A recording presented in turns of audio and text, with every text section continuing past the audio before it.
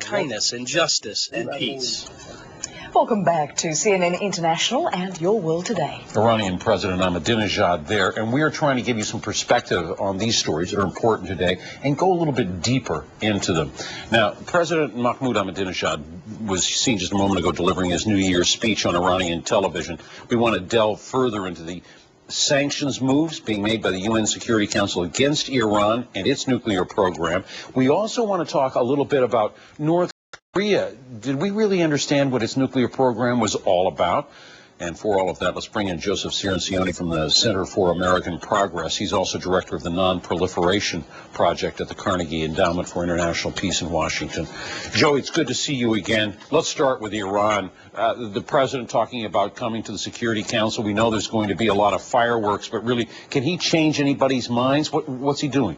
No, he can't. And in fact, it's probably the kind of extreme rhetoric that we heard from President Ahmadinejad at his last visit to the United Nations that has resulted in the Security Council being so united in their efforts to stop Iran's program. I think Ahmadinejad has spooked even his closest allies in Russia and in China. And the fact that the Security Council is united both in passing the December sanctions resolution and now on the verge of passing a second, stronger sanction resolution spells bad news for Ahmadinejad, both in his overall foreign policy objectives and in his own political future at home. You know, this week we watched, and the New York Times reported it. I haven't heard it confirmed absolutely in public, but nor would I expect it to be, that Russia is now telling Iran, you're not going to get the nuclear fuel for that plant that was supposed to be delivered this month.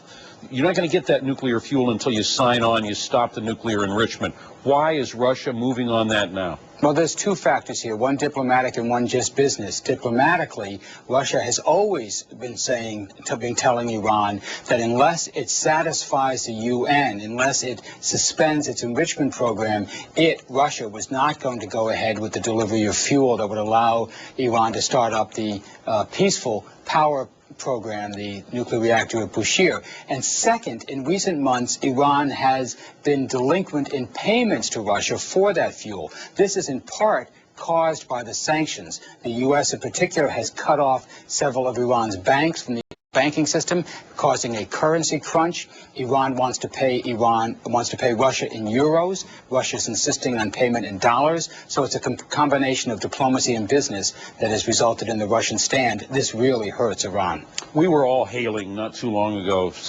everybody said this finally success of the six-party talks with North Korea over its nuclear program. And we had heard warnings that North Korea was working hard to accelerate its development of nuclear weapons, but that may not be true. Yeah, this is a question of was this trip really necessary? Back in 2002, when we were engaged, the United States was engaged in talks with North Korea, we broke those talks off over allegations that North Korea had cheated on the agreement that had frozen its plutonium production program for the past 8 years. We said that we now had evidence that North Korea was starting up a program on enriching uranium.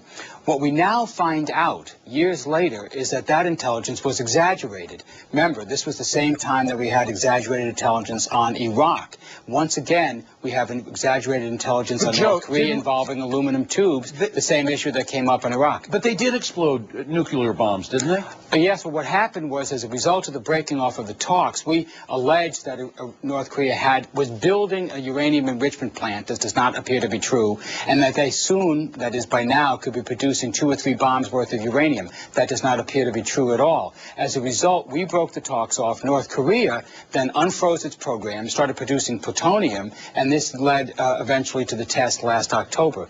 The question is, could the U.S. have prevented this whole sequence of events if it had stayed in the talks, continued the negotiations, and shut the program down then, what we're trying to do now? All right. Joe Cirincione, as always, thank you very much. My pleasure, Important story we need to keep following. All right, we're going to take a short break.